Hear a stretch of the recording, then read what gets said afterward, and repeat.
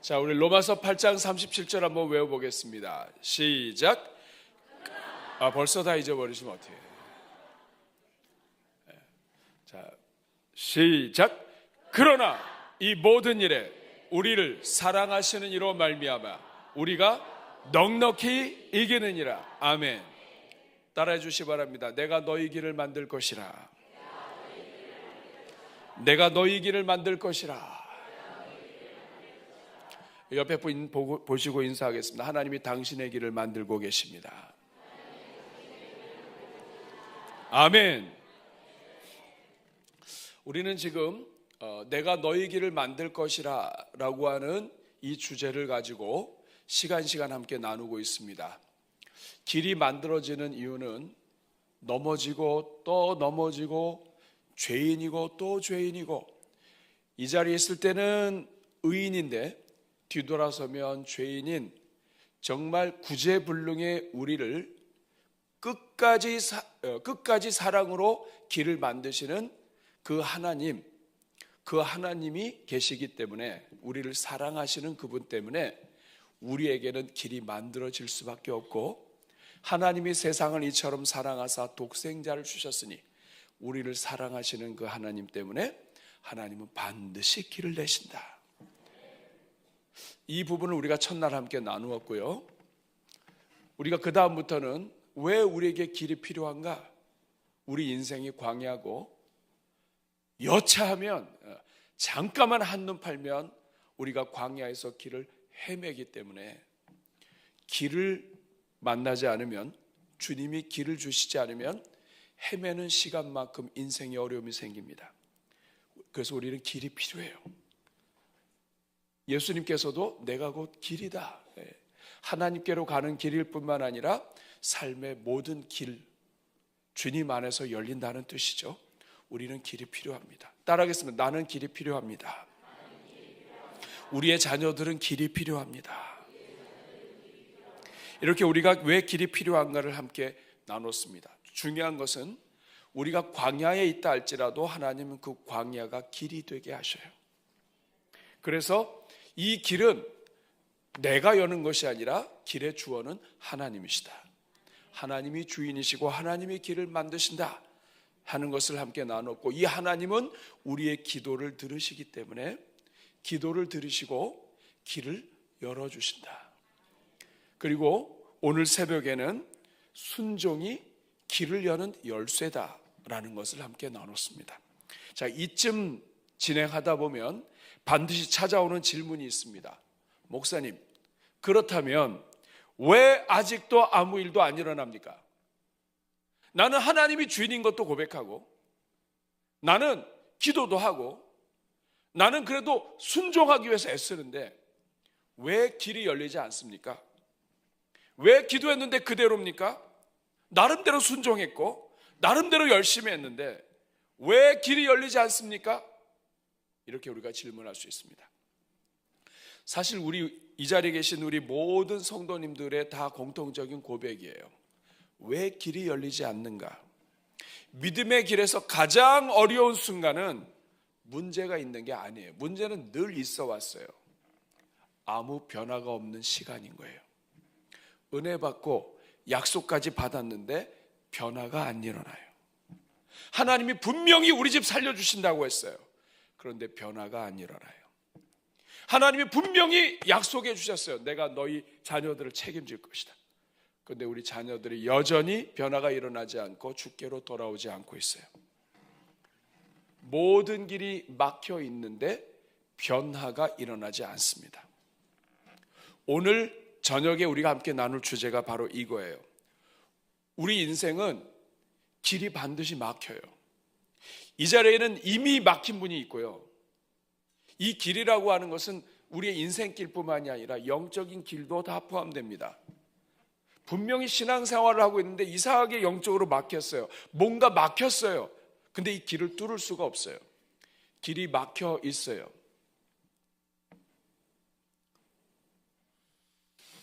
길이 막힐 때 어떻게 할 것인가? 지금은 열려 있는 것 같지만 여러분, 막히는 거 한순간입니다. 인생은 길이 있다고 하는 것은 길이 막힐 때가 있다는 뜻이에요. 여러분, 오늘 이 시간은 그런 의미에서 매우 중요합니다. 길이 막힐 때, 지금 막혀 있고 앞으로 막힐 것이고 인생을 살다 보면 반드시 막힐 때가 있는데, 이 막힐 때 어떻게 할 것인가? 이 막힐 때, 이 답답한 시간에 어떻게 할 것인가? 이에 대해서 오늘 성경 우리가 함께 읽은 본문은 아주 분명하게 말씀합니다. 하박국 2장 3절 같이 한번 다시 읽어보겠습니다. 이 묵시는 정한 때가 있나니 그 종말이 속히 이르겠고 결코 거짓되지 아니하리라. 비록 더딜지라도 기다리라. 지체되지 않고 반드시 응하리라. 하나님 뭐라고 말씀하십니까? 우리가 가장 답답해하는 그 시간이 있는데 그 시간 기다려라. 지체되지 않고 응한다. 이 말은 뭐냐면 그 시간 또한 하나님의 계획 아래 있고, 그리고 이것은 하나님의 시간이란 뜻이에요. 우리의 기다리는 시간은 하나님의 시간이다. 그래서 첫 번째로 오늘 이 저녁에 함께 나눌 말씀은 지연되는 것은 거절이 아니라는 거예요. 한번 따라하겠습니다. 지연은 거절이 아니다. 하박국 선지자는 하나님께 솔직하게 항의합니다. 하나님, 도대체 언제까지입니까? 악한 자들이 언제까지 이 나라를 함부로 하고, 하나님의 백성들이 언제까지 이렇게 머리를 숙여야 되고, 언제까지 이렇게 비참하게 있어야 됩니까? 도대체 하나님께서 살아계신다면 어떻게 이 악을 그냥 내버려 두십니까? 하나님이 살아계시는데 이렇게 하나님의 자녀들 이렇게 그냥 내버려 두시는 게 어떤 이유이십니까? 언제까지입니까? 그때 하나님이 상황을 바꾸지 않으시고 바로 말씀을 주신 게 3절 말씀이에요. 3절 다시 한번 보세요. 이 묵시는 정한 때가 있다. 그 종말이 속히 이르겠다. 정한 때가 있어. 종말이 속히 이를 거야. 나 하나님이 말하는 거야. 거짓되지 않아. 더딜지라도 기다려라. 지체되지 않고 반드시 응하리라. 여기 여러분, 더딜지라도 라고 하는 이 말, 더디다, 이 말은 마하르라고 하는 말인데, 이것은 사람의 시간으로 볼 때 매우 늦다, 이런 뜻입니다. 중요한 게 바로 이거예요. 사람의 시간으로 보기에는 늦다고 생각되는데, 사람이 볼 때는 아무 일도 일어나지 않고 있다고 생각되는데, 그거는 사람의 눈이기 때문에 그렇다. 하나님의 시간표는 진행되고 있다. 더딜지라도, 네가 생각할 때 더딜지라도, 네가 생각할 때 아무 일도 일어나지 않고 악이 창궐한 것 같고 악한 나라가 일으키고 악한 자가 잡았는데 그것을 어느 누구도 흔들 자가 없을 것 같이 보이고, 하나님의 백성들은 계속 고난당하고 있는 것처럼 보이지만, 더딜지라도 하나님이 아무것도 하고 계시지 않은 것처럼 보이지만 이 시간은 하나님의 시간이야. 하나님의 시간표에는 지연이 없어. 하나님이 다 이유가 있어. 이런 뜻입니다. 그래서 여러분, 우리는 많은 경우 하나님의 응답을 예, 아니요, yes, 아니면 no 이렇게 생각할 때가 많은데, 제3의 응답이 있습니다. 그것은 뭐냐면 아직이라는 말이에요. 한번 따라하겠습니다. 아직. 아직이란 말이 무슨 뜻인가요? 제가 이렇게 물어보니까 아직이 무슨 뜻인가요? 그랬더니 아직이 무슨 뜻이에요? 그분이 정답인 것 같아요. 아직 하나님이 하시긴 하시지만 아직. 사랑하는 여러분, 모든 것에는 다 때가 있어요. 하나님이 그 때를 정하셨어요. 근데 그 때가 이르기 전을 때가 이르기 전을 아직이라고 말합니다. 전도서 3장 11절 말씀 같이 읽어보겠습니다. 하나님이 모든 것을 지으시되 때를 따라 아름답게 하셨고 또 사람들에게는 영원을 사모하는 마음을 주셨느니라. 그러나 하나님이 하시는 일의 시종을 사람으로 측량할 수 없게 하셨도다. 하나님이 모든 것을 지으셨고 때를 따라 아름답게 하셨다. 때를 따라라고 하는 이 말, 에트라고 하는 말인데 이것은 정해진 시점이 있다. 사건이 발생되도록 지정한 시점, 가장 아름답게 꽃이 피도록 지정한 시점, 하나님의 목적에 가장 맞게 배치된 시간, 때가 있다. 우연이 아니다. 이거는 하나님이 의도적으로 정해놓은 타이밍, 시간이 있다. 하나님이 역사를 주관하십니다. 하나님이 정하신 때에 이루십니다. 하나님이 여러분 포기하지 않으신 거예요. 하나님은 포기하지 않으십니다. 아직 하나님의 때가 안 된 거예요. 하나님의 그 때가 이르기 전을 아직이라고 이야기합니다. 그래서 우리 청교도들은 The best is yet to come. 최고의 순간은 아직 안 왔다. 나를 사랑하시는 하나님이 우리에게 은혜를 주시는데 그 최고의 순간은 아직 오지 않았다. 이렇게 얘기를, 신앙을 고백한 것입니다. 사랑하는 여러분, 하나님이 포기하신 것이 아니라 하나님에게는 포기라는 단어가 없습니다. 이것은 예수님께서 나사로에게 행하신 모습을 보면 알 수가 있어요. 사랑하는 여러분, 예수님께서 정말 사랑하는 가족들이 있었습니다. 너무나 사랑하시는 그 집안, 그 나사로의 집안이에요. 근데 여러분, 나사로가 병들었어요. 자, 나사로가 병들면 친구이자 동생이자 그 집안 식구들, 마르다, 마리아, 예수님이 다 아끼는 종들이에요. 근데 이 나사로가 병들었어요. 그럼 여러분 같으면 어떻게 하시겠어요? 전화 받자마자 가실 거예요. 근데 예수님께서 그렇게 안 하셨어요. 어떻게 하셨습니까? 요한복음 11장 6절 같이 한번 보시겠습니다.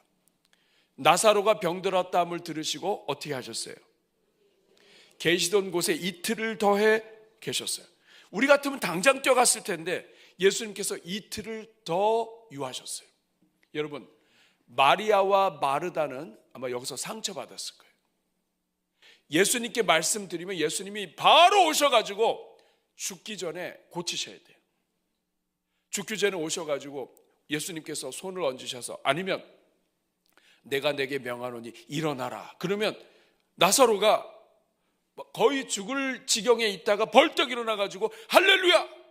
여러분, 이거 우리가 좋아하는 거 아니에요? 마리아, 마르다는 그렇게 될 줄 알았어요. 예수님만 오시면 살 수 있어. 예수님만 오시면 살 수 있어. 그런데 안 오셨어요. 여러분, 이 이틀이 마리아와 마르다에게는 이건 굉장히 긴 시간이었을 거예요. 원망과 불평과 우리가 그동안 어떻게 했는데, 우리가 예수님을 어떻게 사랑했는데, 우리가 누군데 정말 예수님 너무하시다. 얼마 멀리 있지 않아요. 기별을 넣었다고요. 여러분, 기별이 갔으면 금방 올 수 있는 거 아닙니까? 근데 안 오셨어요. 여러분, 왜 그렇게 하셨을까요? 우리는 성경을 알기 때문에 알아요. 나사로를 사랑하지 않아서 늦으신 게 아니에요. 오늘도 마찬가지예요. 오늘 여러분들이 급하게 요구하고 하나님을 사랑하고 하나님께 간구하지만 여러분의 소원이 응답되지 않는 것은 여러분을 사랑하지 않기 때문이 아니에요. 오히려 더 사랑하셨기 때문에 늦으셨습니다. 사랑하는 가정에 단지 죽어가는 사람을 일으키는 것을 보여주시기보다 죽음 자체를 이기는 능력을 우리 주님께서는 보여주기 원하셨던 거예요. 그냥 부활의 능력을 베푸시기 위해서. 완전히 그 죽어가다가 살아나는 정도가 아니라 완전히 죽었다가 이미 썩어서 몸에서 이 썩은 내가 날 정도까지 완전히 썩어서 소망이 없는 인생이라 할지라도 내가 사랑하는 가정은, 내가 정말 아끼는 가정은 완전히 죽어서 썩은 내가 날지라도 내가 이 집은 반드시 살린다. 부활의 능력을 보여주시기 위해서 우리 주님께서 늦으셨어요. 사랑하는 여러분, 제가 청년들하고 중국 선교를 간 적이 있었습니다. 중국 선교를 갔는데 중국에 가서 이 천진이라고 하는 지역에서 내렸어요. 근데 그쪽에 공장이 있습니다. 공장. 근데 이 공장으로 위장된 거예요. 겉으로 볼 땐 공장이에요. 거기서 막 뭐 일하는 것도 하고 십자수 같은 거 하고 십자가 만들고 막 이렇게 해요. 그런데 그런 거 만들어서 팔 수가 있으니까.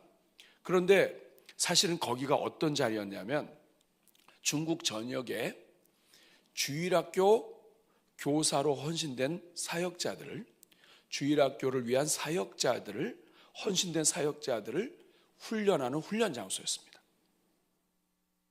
저녁 때는 집회하고요, 낮에는 일하고 교육하는데, 그 교육 가운데는 중간중간에 뭐 십자수 교육, 또 무슨 공구 교육 이렇게 되어 있지만 사이사이에는 성경 공부를 하는 거예요.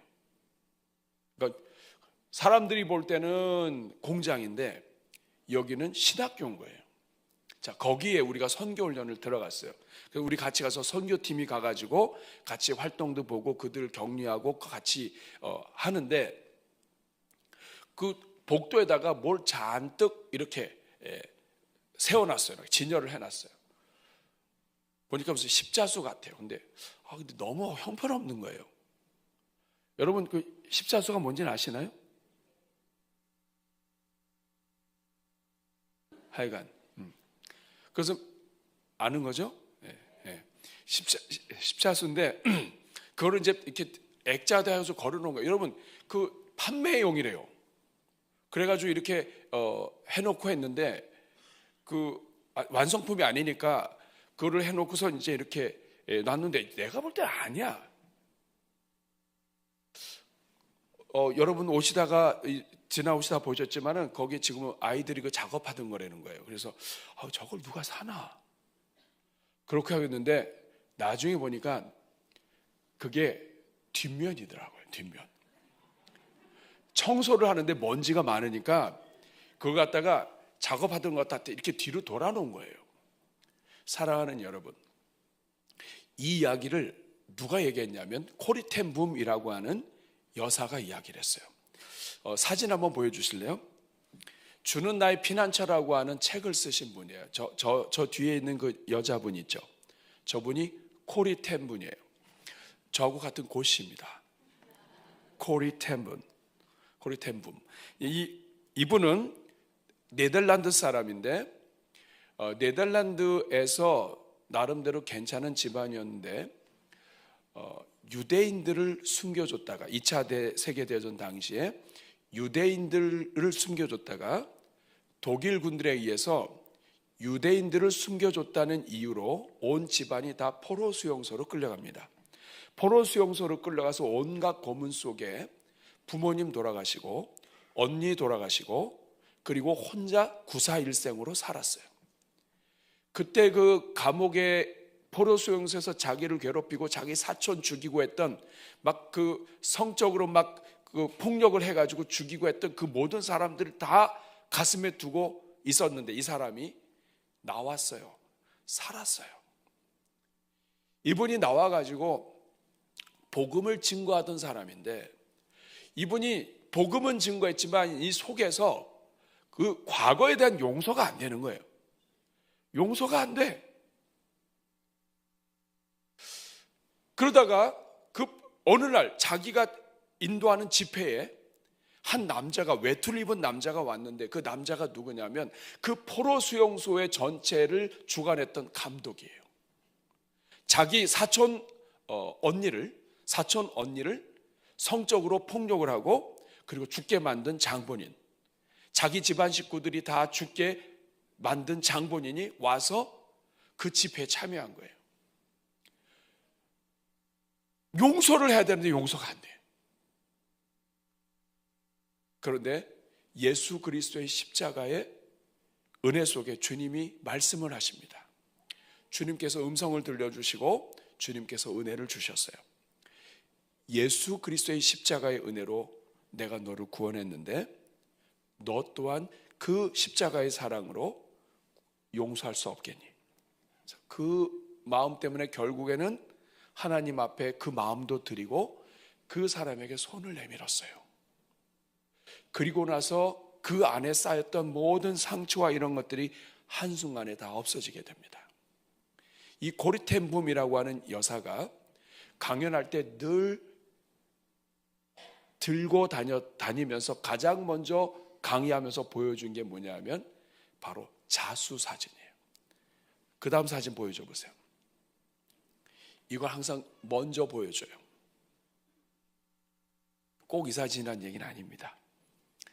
이분이 왕관과 관련된 그러한 예를 많이 쓰셨는데, 여러분 이게 자수 사진이에요. 그럼 사람들이 막 웃어요. 저런 걸 들고 다니셔. 이게 자수라는 거예요. 누가 자수를 떴는지 참. 근데 여러분, 사람들이 막 웃으면 이 여사가 이렇게 이야기합니다. 이거는 우리 인간의 모습이라고. 우리 인생의 뒷모습이야. 사랑하는 여러분, 우리 인생의 뒷모습이에요. 제가 저의 지난 시간을 돌이켜보면 제 인생이 이렇게 됐어요. 포로 수용소에서 끌려가서 이 일 당하고 저 일 당하고 이 모든 아픔을 경험하면서 언니도 죽고 부모님도 죽고 사촌, 그리고 정말 그동안에 고문당하고 정말 가스 마시고 이런 모든 것들을 생각하면 제 인생은 이 모양입니다. 그런데 그 다음에 두 번째 사진을 보여줘요. 그 다음 사진을 보여주세요. 이 사진을 보여주면 사람들이 그래요. 와, 그래요. 근데 그때 이 코리 텐 붐이 얘기합니다. 이 그림은, 이 자수는 하나님이 완성하시는 그림이에요. 우리가 볼 때 우리 삶은 엉망진창인 것처럼 보이지만 하나님은 이렇게 만들고 계시다고요. 분명히 내 인생은 막 망가지고 사랑하는 사람이 죽고 그리고 언니가 막 죽어가는 모습을 옆에서 다 보고 혼자 남아가지고 외롭고 모든 것이 풀려지지 않는 것처럼 느껴졌는데 그 한순간 한순간을 모아놓으니까 완전히 이거는 망한 인생인데 어느 날 시간이 지나고 나서 자기 인생을 보니까 자기가 책을 쓰고요. 자기가 강연을 하고 있어요. 그리고 자기를 통해서 수많은 사람들이 위로를 받고 있어요. 우리 눈에 볼 때는 엉망이지만 하나님의 눈으로 볼 때는 하나님은 계속 자수를 두고 계셨다. 사랑하는 여러분, 우리가 지연된 거, 우리 삶에 아픔이 있는 거, 우리 삶에 고통이 있는 거, 왜 나만 이런 일을 당하느냐고, 누구는 예수님 믿고 이런데 왜 하나님 저는 이렇습니까? 내 친구는 이렇게 살고 있는데 왜 나는 이렇게, 어머니, 아버지, 부모님, 그리고 형제, 자매도 어떻게 이런 사람들만 모아놓고 이 살게 하셨습니까? 우리가 할지 모르지만 여러분 기억하십시오. 우리가 볼 때 우리 인생은 엉망진창으로 보이지만 하나님은 지금 자수를 두고 계셔요. 아직의 순간에도 하나님은 한 땀 한 땀 엮고 계시다 이 말이에요. 이 코리 텐 붐 여사가 이 자수와 관련돼서 시를 썼어요. 제가 자막으로 드릴까 하다가 제가 한번 읽어보기로 했습니다. 내 삶은 단지 자수일 뿐, 나는 오직 뒷면을 보지만 주님은 앞면을 보시네. 우리는 자꾸 뒷면을 봐요. 때로는 어두운 시를, 때로는 밝은 시를 사용하시네. 나는 오직 뒷면만을 보지만 주님은 앞면을 보시네. 사랑하는 여러분, 오늘 여러분들이 보실 때 여러분의 삶은 어떠세요? 자수의 뒷면처럼 엉망진창입니까? 내가 볼 때도 답이 안 나오는 이상한 모습입니까? 그러나 여러분 기억하세요. 우리가 볼 때는 뒷면이지만 그림도 이해할 수 없고 왜 이 색깔이 여기에 들어가 있고 왜 이 모양인지 이해가 안 되지만 우리 주님이 보시는 뒷면을 보면 왕관을 그리고 있어요. 예수 그리스도 안에서 왕 같은 제사장으로, 하나님의 자녀로, 하나님의 영광스러운 일꾼으로 우리를 빚어가시는 것을 우리 하나님은 그리고 계시다 이 말이에요. 사랑하는 여러분, 하나님의 아직은 거절이 아니에요. 더 큰 은혜를 위한 준비입니다. 제가 사거리를 운전할 때마다 막 어떨 때 급하게 늦을 때가 있잖아요. 빨리 가야 되는데 그날따라 이렇게 신호가 안 바뀌어요. 여러분 그런 경험 해보셨어요? 죽으라고 안 바뀌어요. 왜 이렇게 길어? 여러분 내 신호만 보면 기다리는 시간이 긴 것처럼 보여요. 그러나 여러분 전체 교차로를 보면 여기서 기다려줘야 2차가 지나가고요. 여기서 기다려줘야 이쪽에 돈 사람들이 우회전하고 좌회전하고요. 여기서 기다려줘야 횡단보도도 건너간다고요. 빨간불이 우리 인생을 막는 게 아니에요. 빨간불은 우리 인생을 보호하는 거예요. 우리 인생에 있어서 지연된다, 이거는 우리를 망치는 게 아니에요. 하나님은 한 땀 한 땀 자수를 두고 계시고 우리를 보호하고 계시는 거예요. 여러분 이것을 기억할 수 있기를 축복합니다. 그렇기 때문에 두 번째, 기다림은 믿음을 소모시키는 시간이 아니라 믿음을 빚는 시간입니다. 우리 한번 같이 읽어보겠습니다. 시작. 기다림은 믿음을 소모시키는 시간이 아니라 믿음을 빚는 시간이다. 여러분 다윗은 이렇게 고백합니다. 시편 27편 14절 큰 소리로 읽어볼게요. 너는 여호와를 기다릴지어다. 강하고 담대하며 여호와를 기다릴지어다. 여기에 보면 기다릴지어다가 두 번이나 나옵니다. 여기서 여러분 기다린다는 말이 무슨 뜻일까요? 여러분 우리가 보통 성경 읽다가 기다린다, 여호와를 기다려라, 무슨 뜻 같아요? 에? 기다려라, 응답될 때까지 기다려라, 아무것도 하지 말고 기다려라, 하여간 기다려라. 여기서 나오는 기다리라고 하는 말은 카바라고 하는 단어인데 이것은 줄을 꼬아서 강하게 한다는 뜻이에요. 줄을 꼬아서 한 줄만 있으면 약해요. 근데 기다려라 이 말은 줄을 꼬아서 강하게 한다는 뜻이에요. 줄을 팽팽하게 당긴다는 뜻이에요. 아무것도 안 하고 기다리라는 말이 아닙니다. 끊어지지 않도록, 줄이 늘어지지 않도록 믿음의 줄을 단단히 붙들며 기다리라는 뜻이에요. 그러니까 기다림의 시간은 그냥 아무것도 하고 안 하고 있는, 가만히 있는 시간이 아니에요. 믿음이 단단해지는 시간이에요. 여러분 활을 당겨보세요. 활을 당깁니다. 자, 그럼 화살이 앞으로 가야 되는데 활을 당기면 어디로 가나요? 활은 쏴보셨나요? 활 쏘는 거 보셨나요? 자, 활을 당깁니다. 앞으로 가요, 뒤로 가요? 뒤로 가요. 그러니까 활이 뒤로 가니까 이거 뭐야? 남들은 다 앞으로 가는데 나는 왜 뒤로 가?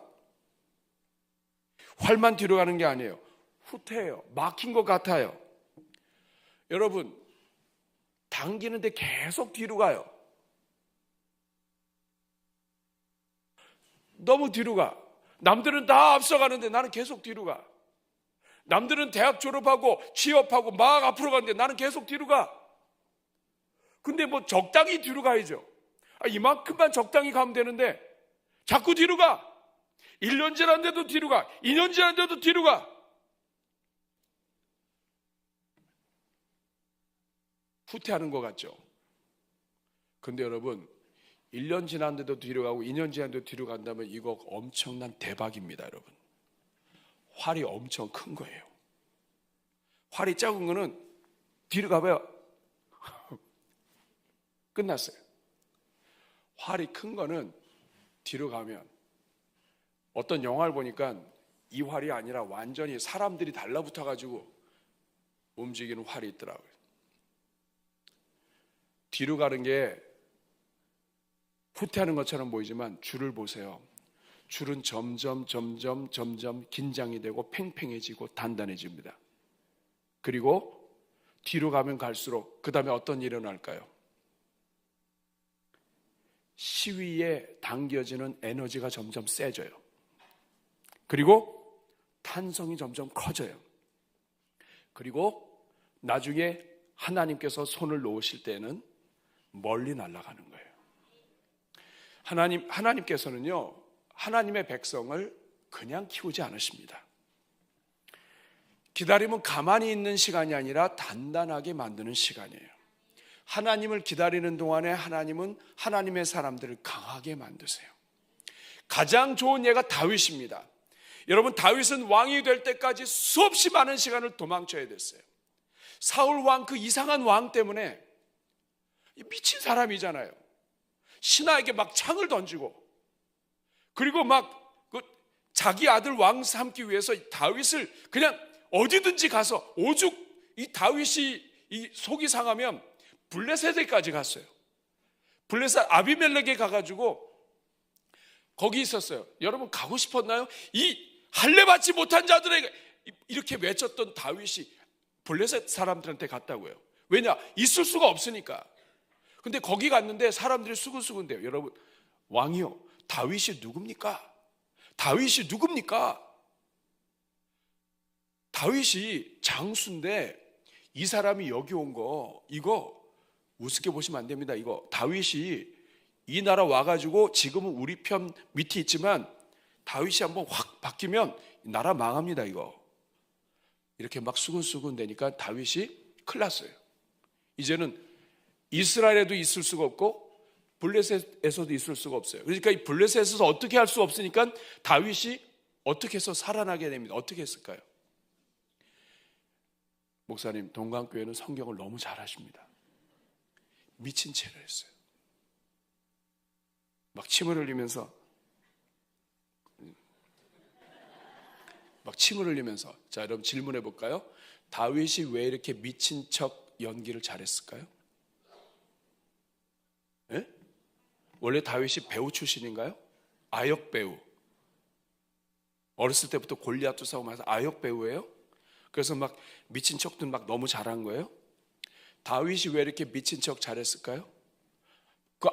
그 블레셋의 왕이 보고, 와, 이 미쳤네.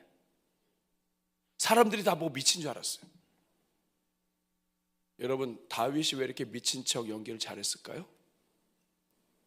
그가 미칠 것 같았기 때문입니다. 완전 미친 거예요. 너무 미친 거예요. 미칠 것처럼 미치지 않고는 그 시간을 견딜 수가 없었던 거예요.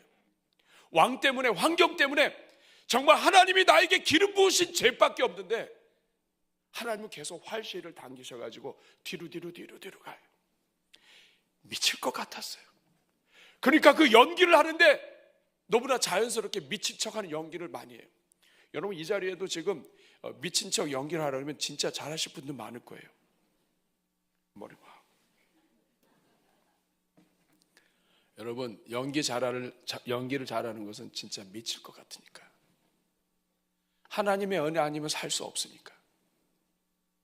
근데 여러분, 다윗이 그 기다림 속에서 하나님을 배웁니다. 그는 그 기다림 속에서 왕의 기술을 배우지 않아요.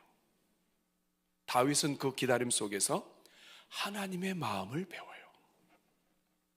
인생을 사랑하시고 인생을 불쌍히 여기시고 끝까지 책임지시고 목자가 되시는 하나님을 만나요. 하나님의 마음을 배워요. 시편 23편은 그냥 나온 게 아닙니다. 후퇴 미친 척 연기, 이 모든 것 속에서 계속해서 기다리라, 여호와를 기다려라. 그 기간 동안에 하나님이 강하게 만드시고 단단하게 만드셔서 나라를 맡기시는 거예요. 사랑하는 여러분, 그래서 이사야 선지자는 말합니다. 이사야 40장 31절 시작. 오직 여호와를 앙망하는 자는 새 힘을 얻으리니 독수리가 날개치며 올라감 같을 것이요 다른 박질을 하여도 곤비하지 아니하겠고 걸어가도 피곤하지 아니하리라. 여기 보면 앙망하는 자에다 빨간색으로 칠해놨습니다. 여러분, 여호와를 앙망하는데 어떻게 새 힘을 얻어요? 여호와를 앙망하는데 어떻게 새 힘을 얻어요? 앙망이 무슨 뜻이죠? 앙망이 뭐예요?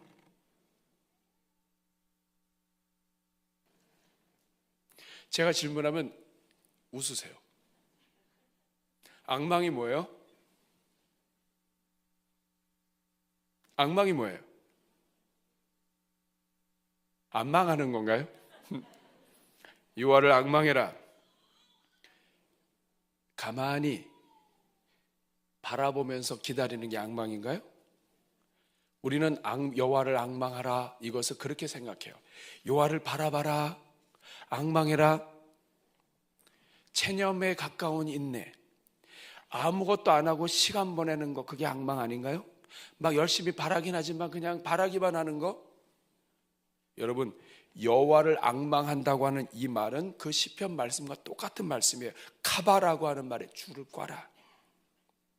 하나님께 소망을 단단히 묻고 하나님께 줄을 걸고 하나님에게 줄을 걸고 내 몸에 줄을 막 칭칭 감고 그리고 단단히 묻고 줄을 꼬면서 하나님 외에는 없습니다 하면서 이 하나님에 대한 줄을 점점 더 강하게 꼬고 있는 것을 앙망한다라고 이야기합니다. 어떤 환경 속에서도 하나님께 연결해서 더 굵은 줄로 하나님으로부터 절대로 떨어지지 않도록 만드는 것, 이게 앙망이에요. 옛날에 청년들하고 줄다리기를 하는데 항상 줄다리기 하는 팀에 보면 그런 청년들이 하나씩 있어요. 줄을 갖다 온몸에 감아요. 맨 뒤에서. 보셨어요? 주로 어떤 친구들이 그렇게 많이 하나요? 헤비급, 덩치가 있는 형제들이 항상 뒤에서 줄을 감아요. 뭐냐면 너 죽고 나 죽자 이거예요. 내가 온몸을 던져서 이 줄을 감는다. 줄을 잡아야 되겠는데 뭐냐면 온몸으로 그냥 줄을 다 버티겠다 이거. 체중이 한 100kg, 120kg.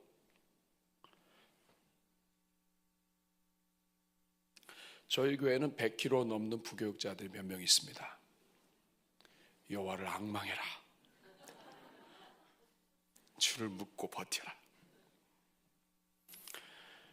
하나님께 소망의 줄을 단단히 묶고 하나님 외에는 소망이 없다고 생각하고 기다리면 기다릴수록 더 하나님께 줄을 꼬고 이제는 2판 4판으로 하나님께 줄을 꼬면서 더 견디며 버티는 것. 아직 응답이 없어도 가장 좋은 것으로 주시는 분은 우리 하나님이시다. 이 신뢰를 팽팽하게 유지하는 사람, 이게 여호와를 앙망하는 거예요. 여호와를 앙망하는 것은 복을 받는 지름길입니다. 여호와를 앙망하는 사람은 독수리가 날개치며 올라간다. 지금은 기다리지만 여러분 어떻게 독수리가 날개치며 올라가면 같아요? 기다리고 여호와를 앙망했을 뿐인데 말씀드렸잖아요. 활시를 잡아당기면서 줄을 단단하게 하고 긴장되면 긴장될수록 뒤로 가면 뒤로 갈수록 이 화살이 날아가는 것이 독수리가 날개치는 것처럼 여러분 참새가 날아봐요. 독수리가 날개치고 올라가 봐요. 쫙 뻗습니다. 화살이 날아가는 것처럼. 로마서 5장 3절 4절은 그래서 이렇게 말씀합니다. 우리 한번 같이 읽어볼까요? 다만 이뿐 아니라 우리가 환난 중에도 즐거워하나니 이는 환난은 인내를, 인내는 연단을, 연단은 소망을 이룬 줄 압니다. 이 구절도 우리가 잘 이해 못하는 구절이에요. 환난은 뭡니까? 환난은 위에서 누르는 걸 이야기해요.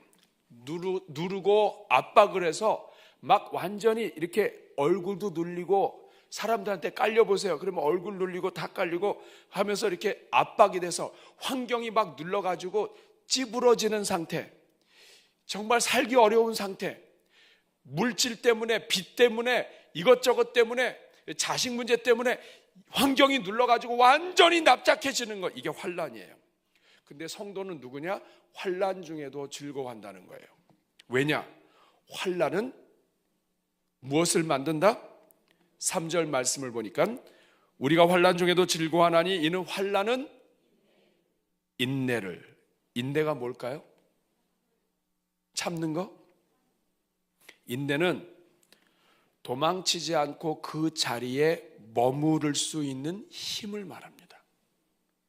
인내는 도망치지 않고 머무르는 힘이에요. 이걸 특별히 짐을 짊어지고 그 자리에서 자리를 지키는 능력. 그래서 어떤 학자는 이것을 웨이트 트레이닝이라고 얘기를 해요. 인내가 뭐냐? 환란이 왔을 때 환란은 우리가 짐을 지고 근육 운동을 하는 것과 똑같다. 환란이 오게 되면 하나님께서는 이 환란을 통해서 성도가 계속해서 짐을 가졌지만 너무 무거워. 어떤 사람은 짐이 없어. 그냥 편안하게 다녀. 근데 어떤 사람은 짐이 많아. 이 자리에도 보면 날 때부터 짐이 많은 분이 있어요. 다른 형제들은 다 괜찮은데 나는 짐이 많아. 남편도 아내도 애들도 제대로 된 가족이 없어요. 짐이 너무 많아. 그 짐이 많으니까 그냥 무거운 짐을 지고 매일마다 다녀요. 그런데 여러분, 근육 운동하는 사람들은 발에다가 모래주머니하고 발에다 모래주머니하고 모래주머니하고 허리에다 모래주머니하고 다녀요. 무거운데 계속 다녀요. 왜 그렇게 하나요? 이렇게 무겁게 다니다 보면 자연스럽게 뭐가 생겨요? 근육이 생겨요. 환난은 인내를 만든다. 환난은 우리를 무겁게 하는데 이 무거운 거를 계속 짊어지고 믿음으로 살기 위해서 걷고 또 걷고 하다 보면 우리가 웨이트 트레이닝 하는 것처럼 우리가 이 어디예요? 거기 헬스장에서 운동하는 것처럼 우리 안에 근육이 생긴다 이거예요. 환난은 인내를 만든다. 훈련이다. 환난은 우리 근육을 강하게 하는 훈련과도 같다. 이것이 환난은 인내를 만들고, 그리고 인내는 4절 한번 읽어보겠습니다. 시작. 인내는 연단은 소망을 낳는다. 연단이 뭔가요? 연단은 불을 막 떼면, 금이나 은이나 불을 막 떼면 불순물이 다 날아가 버리고 완전히 순수한 것만 남아요. 검증된 진짜만 남아요. 환난은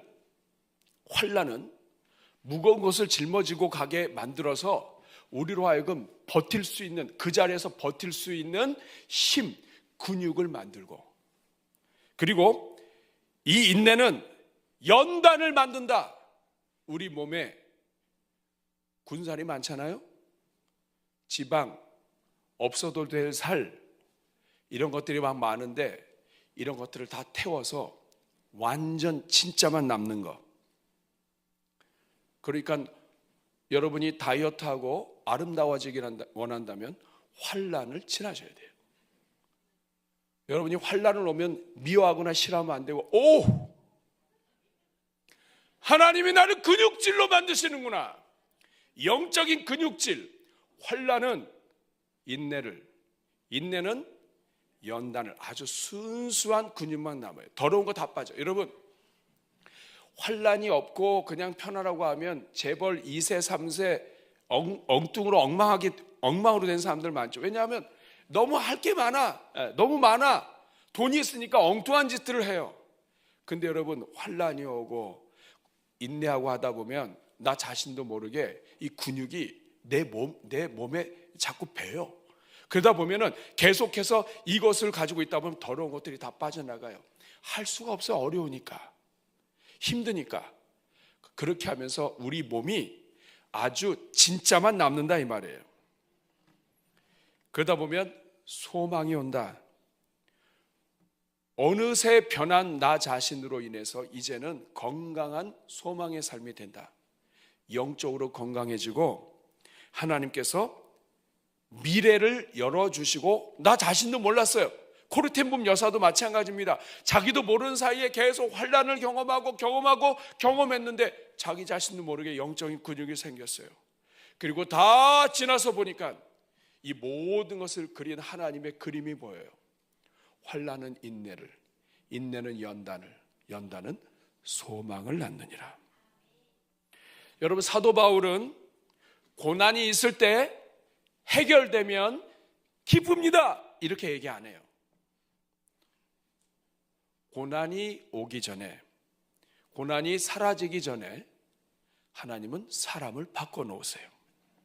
그러니까 고난은 우리를 망치기 위해서 오는 게 아니에요. 우리를 증명하기 위해서 오는 거예요. 고난 제거보다도 고난을 통과한 사람을 만드십니다.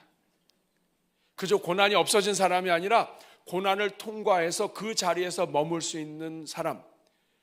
사도 바울의 고백처럼 내게 능력 주시는 자 안에서 내가 모든 것을 할 수 있느니라. 이런 사람을 하나님이 만들기 원하셔서 우리 삶에 어려움과 환난을 허락하시는 거예요. 우리 삶에 뒤로 가는 것을 허락하시는 거예요. 여러분, 빵 좋아하시죠? 요새 대한민국에 빵집 엄청 많습니다. 혹시 이 목사님, 우리 교회에도 빵집 하시는 분 계시나요? 있죠? 있기를 바랍니다. 여러분, 이 빵을 사람들이 많이 좋아하세요.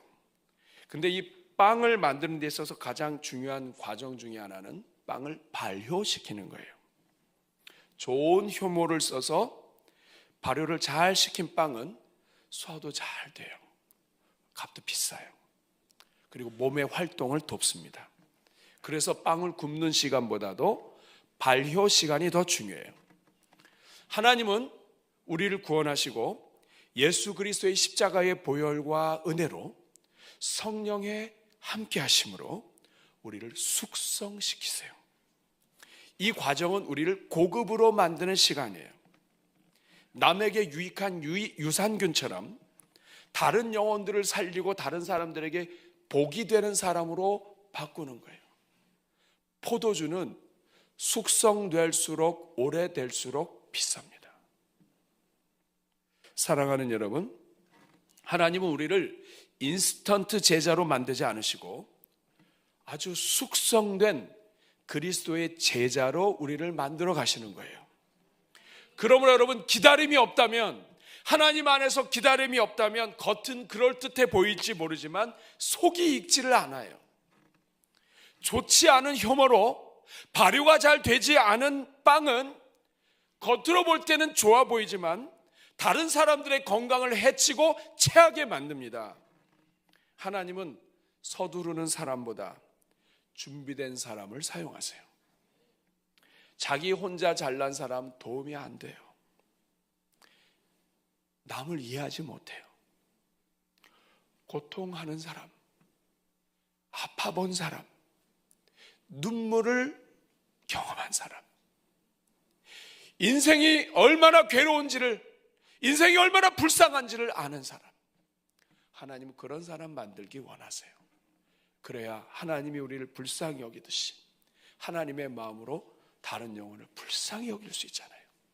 하나님은 다윗을 그렇게 만드셔서 다윗을 통하여 메시아가 나오게 하십니다. 사랑하는 여러분, 우리를 사랑하시는 하나님이 나사로를 기다리게 하신 것처럼, 나사로 가족들을 기다리게 하신 것처럼 여러분, 사랑하지 않아서 기다리게 하신 것이 아니에요. 우리를 귀하게 빚기 위해서 기다리시는 거예요. 그러므로 기다림은 믿음의 체력을 기르는 시간입니다. 옆에 분 한번 축복하겠습니다. 하나님은 당신을 너무 사랑하십니다.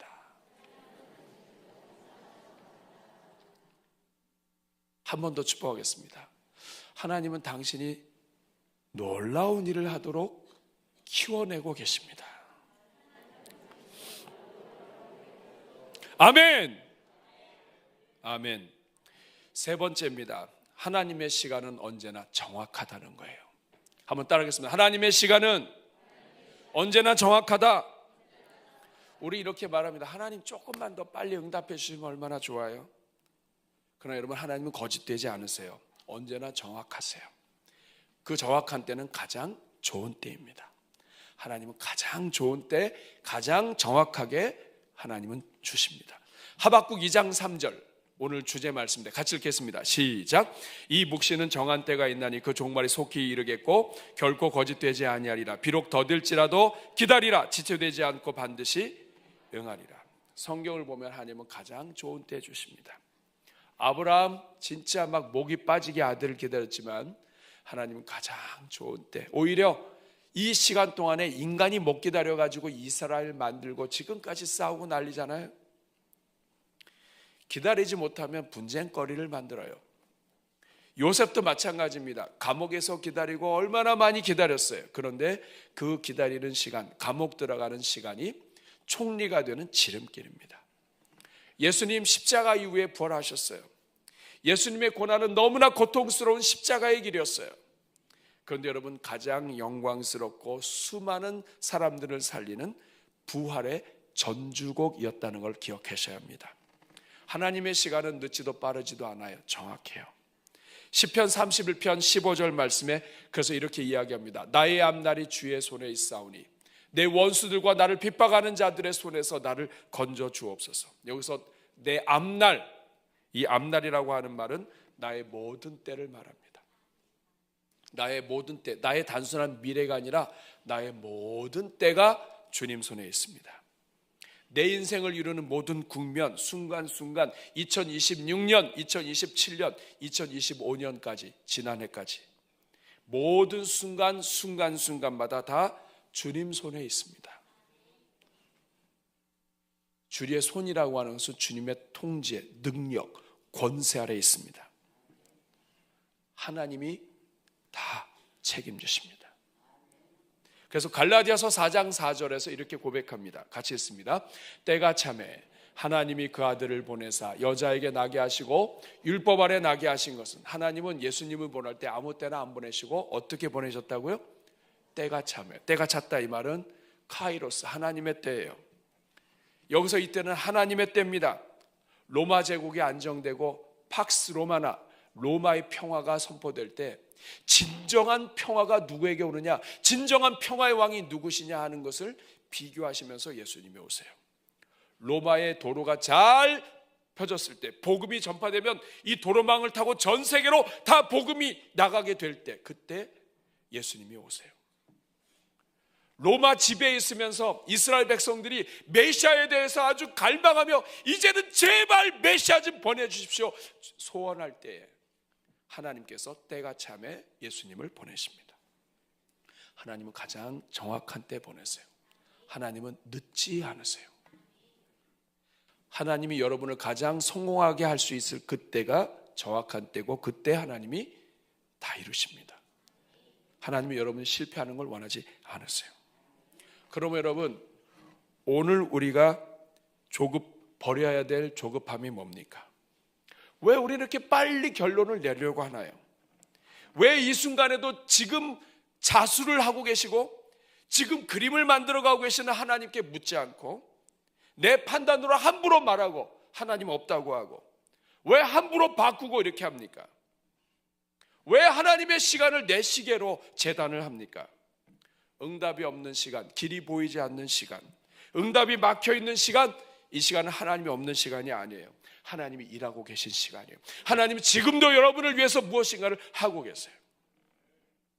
우리가 하나님이 없다, 하나님 왜 이렇게 늦습니까? 하나님을 기쁘시게 하지 못하는 거예요. 사랑하는 여러분, 한 가지만 이야기하고 말씀 마치려고 합니다. 저희 어머니 평생의 기도 제목이 있었어요. 그게 뭐냐면 저희 아버지가 구원받는 겁니다. 저희 아버지는 그 할머니가 신앙인이었어요. 제주도의 시골에 전도원이라고 있어요. 전도사는 아니지만 전도할 수 있는 분, 그리고 집안을 내놓고 집에서 집회를 할 수 있도록 하는 일들을 우리 할머니가 하셨어요. 그런데 우리 아버지가 16살에 제주에서 올라오시면서, 제 고시잖아요. 제주도에 올라오시면서 신앙이나 이런 부분이 분명히 하나님을 알았는데 교회를 안 다니셨어요. 여러분 집에도 그런 사람들이 있죠. 분명히 어렸을 때 신앙생활을 했는데 하나님 떠난 사람이 있어요. 저희 어머니 기도 제목은 뭐냐면 남편이 돌아오는 거예요. 남편이 하나님 믿는 거예요. 평생의 기도 제목입니다. 그런데 저희 아버지는 그렇게 기도하는 거 알면서도 주일날이 되면 새벽 4시에 나가세요. 사업을 하셨는데 낚시를 좋아하셨어요. 그 제주도에서 어렸을 때부터 낚시를 하셔서 그런지 그 고기 잡는데 한이 맺혀서 너무 16살에 나오셔가지고 그런지 고기를 계속 잡았어야 되는데 못 잡아서 그런지 하여간 주일마다 고기를 잡으러 가면 새벽에 나가셔서 밤에 들어오세요. 그러면 그냥 그 어머니 거의 실성하신 상태가 되죠. 교회에서 이제 저희 삼형제인데 교회에서 가족 찬송가 경연대회를 해요. 그러면 많은 집들은 식구들이 다 나와서 찬송가 경연대 하는데 우리는 꼭 하나가 벼요. 아버지가 없어. 그러면 우리끼리 나와가지고 가족 찬송가 경연대회에서 부르면 18번이 뭐냐 하면 양떼를 떠나서예요. 양떼를 떠나서 길 잃어버린 나. 우리 아버지가 안 왔어. 우리 아버지. 그래가지고 1등도 많이 했어요. 불쌍하니까. 우리 어머니의 전략인지도 모르겠어요. 하여간 근데 지나고 나서 보니까 나중에 어느 권사님 가족이 그 노래를 부르고 계시더라고요. 어떤 일이 생겼냐면 한 번은 이렇게도 안 되고 저렇게도 안 되고 정말 그렇게 기도를 오랫동안 했는데도 안 되고 저희 어머니는 선교사님한테 복음을 받으셨어요. 그래가지고 신앙과 이 모든 것에 있어서 투철하신 분인데 이래도 안 되고 저래도 안 되고 하니까 정말 포기하고 싶을 정도인데 그때 어떤 일이 일어났냐면 막내 동생이 병에 걸렸어요. 하나님이 치신 거죠. 그렇죠? 하나님이 가장 아픈 손가락을 건드신 거예요. 가장 귀하고 아들 셋의 막내야. 얘가 열이 나서 병원에 갔는데 작은 병원에서 집에서 며칠 참다가 병원 갔는데 병원에서 준 약을 먹고 또 며칠 버티다가 또 다시 안 돼서 그 병원에 또 갔더니 자기는 이제 안 된다고 큰일 났다고 저기 큰 병원에 가라는 거야. 아니면 처음서부터 큰 병원 가라고 그러지. 그래가지고 강남 성심병원을 갔어요. 그랬더니 그 병원에 의사가 진단하더니 모르겠대요. 애가 어디가 아픈지 모르겠대요. 그때만 해도 그랬어요. 그러다가 결국 병명을 알아냈는데 가와사키 열병이에요. 이 가와사키 열병이 그때만 해도 10만 명 중에 1명 걸리는 병이었는데 이 병은 좀 위험한 것이 지금은 이제 그렇지 않습니다만 위험한 것이 혈관에 염증이 생기는 병이에요. 근데 이게 감기 증세, 열병 증세랑 비슷하다 보니까 병명을 잘 몰라요. 왜 열이 나는지를 잘 몰라요. 그래서 이게 그 병 자체가 위험한 게 아닌데 병을 발견하기까지 시간이 걸려서 위험한 거예요. 근데 생각해 보세요. 며칠 아파서 집에 있었죠? 병원에 가서 약 줘서 며칠 먹었죠? 병원에서 약 주면 보통 며칠 줘요? 3일. 또 갔는데 안 된다고 해서 갔죠? 그 병원에 갔는데 잘 몰라가지고 시간 지났죠? 보통 5일에서 7일 안에 늦어도 7일 안에 조치를 해줘야 되는데 넘어버렸어요. 나중에 병명 확인하고 하는데 의사가 부모님 모아놓고 그런 거예요. 너무 늦게 오셨다. 지금 현재 상황으로는 병을 고치게 된다 할지라도 불구가 될 가능성이 높다 라고 이야기한 거예요. 어머니 아버지가 그 말을 딱 듣고 어머니는 기도하러 가시고 아버지는 가슴이 철렁하신 거예요. 그래서 아버지가 집으로 가셨어요. 집으로 가셔서 우리는 몰랐어요. 우리는 우리는 뭐가 무슨 일이 있는 것 같은데, 그런데 아버지 혼자서 집에 가서 안방에서 이불을 뒤집어 쓰고 하나님 앞에 엎드린 거예요. 아마 큰아들이 다쳤으면 그렇게 안 했을 것 같아요. 막내, 우리 아버지의 가장 약점이 되는 막내를 그렇게 하셔가지고, 그 막내가 아프니까 아버지가, 내가 아버지인데 할 수 있는 방법도 모르고 애가 아팠는데 낚시하러 갔고, 그리고 이제는 뭐 불구가 될 것 같다고 막 이러니까 이 아버지가 방법이 없는데, 그것도 하나님의 은혜죠. 우리 아버지가 그런 일을 잘 안 하시는 분인데 하나님하고 내기를 하셨어요. 쇼부를 보는 날이네. 승부를 보셨어요. 하나님, 이 아들 살려주면 내가 예수님 믿겠습니다. 이 정도까지만 해도 우리 아버지가 괜찮았는데, 여기에서 이거 가지고 안 된다고 생각했던 거예요. 그동안에 지은 죄도 있고 떠났던 것도 있고, 그러니까 그리고 이것 가지고는 안 된다. 더 세게 걸어야 된다. 그래서 저희 아버지가 이 아들을 살려주면 예수님을 믿고 새벽님에 나가겠다고 했어요. 굉장히 세게. 우리는 몰랐어요.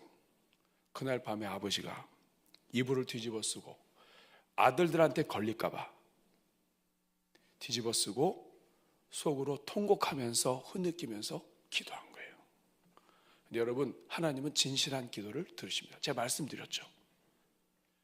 다윗의 자손 예수여, 나를 불쌍히 여기소서. 우리 아버지가 그 기도를 하신 거예요. 하나님, 의사도 안 된답니다. 나 아버지지만 나는 능력도 자격도 안 됩니다. 하나님밖에 없습니다. 하나님이 도와주셔야 됩니다. 하나님이 살려주시면 제가 예수님 믿고, 그리고 제가 새벽 기도 가겠습니다. 술도 딱 끊고 3가지를 걸었어요. 예수 믿고, 술 끊고, 담배도 안 피고, 술 담배 안 피고, 그리고 새벽 예배 간다. 하나님이 그 기도를 들으셨어요. 그 밤이 지난 새벽에, 바로 그날 새벽이에요. 아버지는 집에서 그렇게 했고, 새벽이 됐는데 병실에는 저희 어머니만 있었고, 그리고 막내 동생이 병상에 있었습니다. 근데 새벽에 어머니가 환상을 보셨어요. 아이가 누워 있는 곳에서 십자가가 파란색으로 된 것을 이렇게 밀고 나가는 것을 어머니가 보셨어요. 그래서 어머니에게는 확신이 왔어요. 하나님이 우리 아들 살려주셨다. 하나님이 우리 아들 살려주셨다. 십자가가 이렇게 파란 걸 몰고 가는 것을 보셨어요. 하나님이 우리 아들 살려주셨다. 그래서 의사한테 막 하나님이 살려주셨다고, 열 떨어졌다고. 의사가 막 비웃고 코웃음 하면서, 분명히 전날에 얘가 나도 불구될 가능성이 높다고 할 정도로 지금 굉장히 중요한 고비라고 말했는데 의사도 안 믿었어요. 근데 안 믿었던 의사가 와서 보고 기도를 들으셨네요 라고 이야기를 하셨어요. 열이 떨어지고 살았습니다. 제일 억울한 건 우리 아버지예요.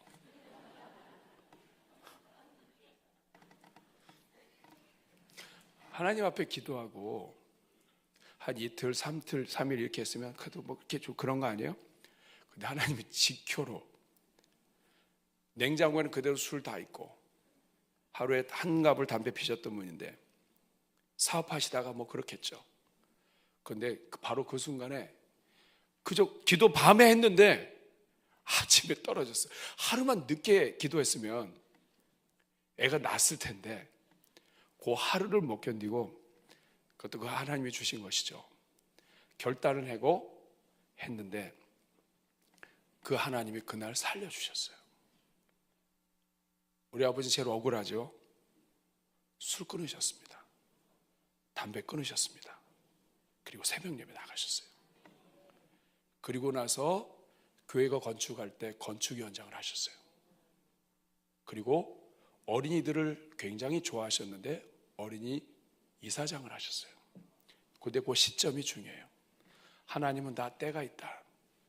아주 중요한 순간에 그 돌아오는 시점이 기가 막히다 이 말이에요. 사랑하는 여러분, 말씀을 맺겠습니다. 오늘 우리가 인생을 살다 보면 기도가 더디어지고 응답이 더디어지고 삶에 어려움이 있는 때가 있어요. 근데 여러분 기억하셔야 돼요. 여러분에게 어려움이 있고 환난이 있는 것은 다 여러분에게 유익이 됩니다. 그러므로 여러분, 오늘 저녁의 기도는 바꿔주세요가 아니에요. 기다리겠습니다. 한번 저를 따라해 주시기 바랍니다. 하나님, 기다리겠습니다. 하나님이 응답하실 때까지 기다리겠습니다. 그냥 기다리는 게 아니에요. 줄을 꼬고, 줄을 강하게 꼬면서 응답이 안 될수록 여러분, 응답이 안 되는데 하나님 없다 그러면 안 돼요. 응답이 안 될수록, 시간이 길어질수록 줄을 꼬고 하나님께 더 기도하고 더 줄을 꼬고 하나님밖에 여호와를 앙망하고, 화살이 내 뒤로 지금 가고 있지만 언젠가는 내가 날아간다 이렇게 생각을 하고 하나님 안에서 버티셔야 돼요. 그러는 사이에 환난은 인내를, 인내는 연단을, 연단은 소망을, 이 환난의 과정을 통해서, 인내의 과정을 통해서 하나님이 우리를 순금으로 만드시는